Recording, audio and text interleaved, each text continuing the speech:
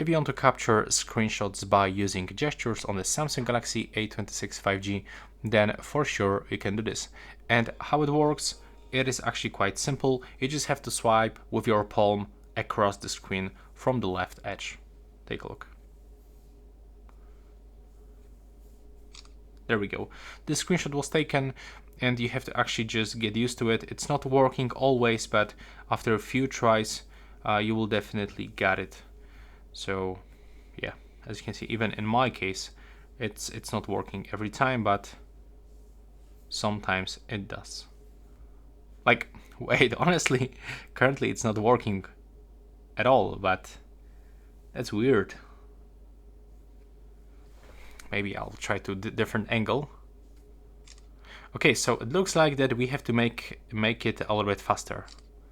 Yeah, so if I'm gonna swipe like this, okay, it's still working. Never mind, maybe when the phone is on the flat surface, it's not gonna work properly. Yeah, it looks like, but when you grab the phone and repeat, it's gonna take the screenshot. So as you can see, this is how you can properly take the gesture screenshot on this device.